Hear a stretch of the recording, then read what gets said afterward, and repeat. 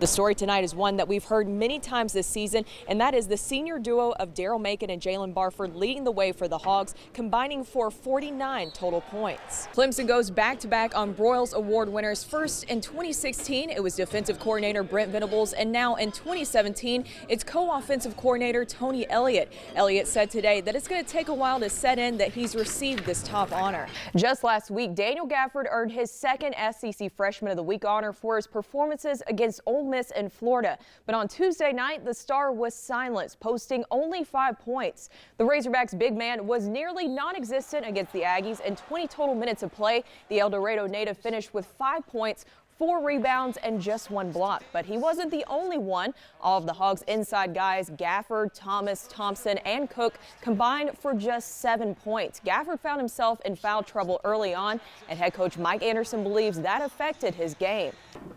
I thought we got in foul trouble. I thought it kind of threw him off kilter a little bit, you know, because now you're playing not to foul, and you're not playing in that same aggressive mode that we know he's capable of doing. So it's again, it's continued to be a learning curve as he goes to play at home, play on the road, play against different style of guys. You know, it wasn't just one big kid. It was a physical game. So he'll learn. He's a freshman. He'll learn.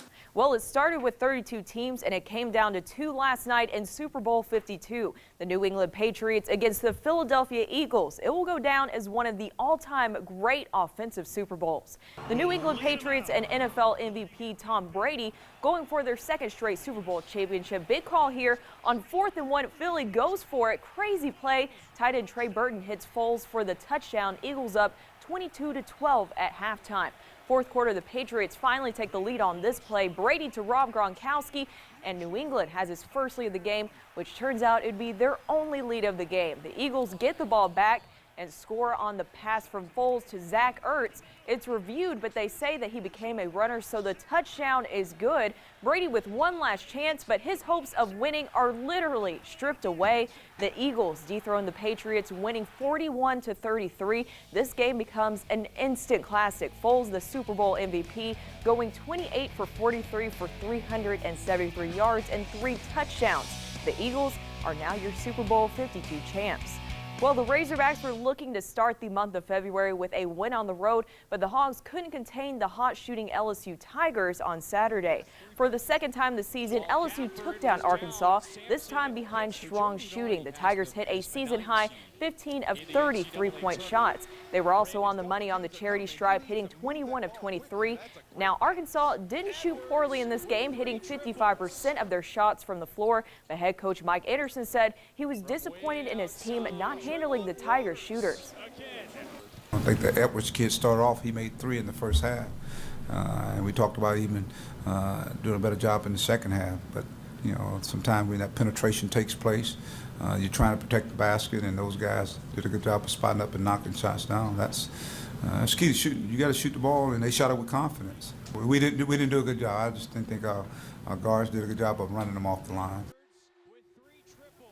Well, next, the Razorbacks will return home to host South Carolina. That game will be this Tuesday at 6 p.m. on ESPN2. We are just a few weeks away from the start of the 2018 Razorback baseball season. There's a lot of talent returning this year, including 2 pitchers coming back from injury. The expectations are high surrounding this 2018 team, especially around their pitching staff, which boasts a very talented and experienced rotation.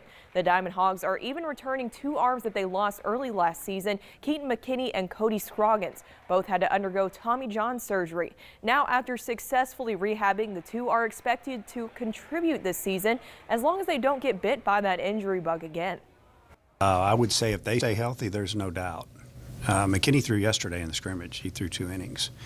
Velocity was good, right around 90. He's been up to 93. He's never thrown that hard here. A couple reasons. The way he's trained, the way he's got his body in shape. It's been 11 months since he was hurt, somewhere in there. But he's just gotten a lot stronger, and Coach Johnson's done a great job with him. The story tonight is one that we've heard many times this season, and that is the senior duo of Daryl Macon and Jalen Barford leading the way for the Hogs, combining for 49 total points. We feed off each other. Coach always says we have to play off each other. He gets me going, I get him going. You know, it's just something two good players can do.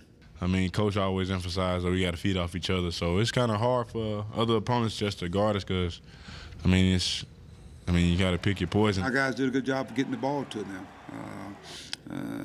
Again, that's a credit to them. That's what they do. They score, and it says a lot about our team, not minding them, taking those shots. So it was their night. They're awesome. They're fearless. They obviously have developed an unbelievable chemistry with their team. They're good players. Arkansas is a real good team. The Razorbacks have another chance to pick up a win at home coming up this Saturday as they host Vanderbilt. Then they'll hit the road to play at Ole Miss. In Fayetteville, Brooke Grimsley, 5 News Sports.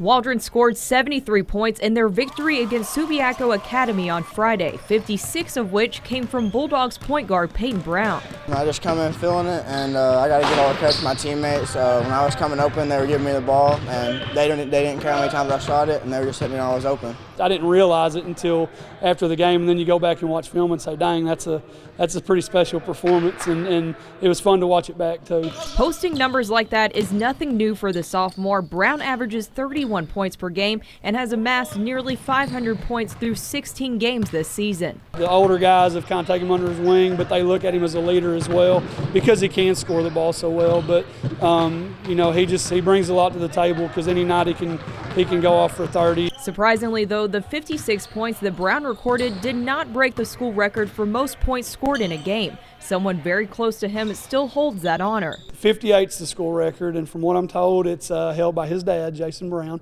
And so he missed a free throw late in the fourth quarter. I know his mom kind of gave him a hard time about it. We got home, and he kind of bugged me about it, but their game went at 3 overtimes, and so I didn't get an overtime. I'll definitely be looking for it. While Brown would like to one day surpass the record that his father holds, he's more focused on leading his team to their first regional trip in 2 years.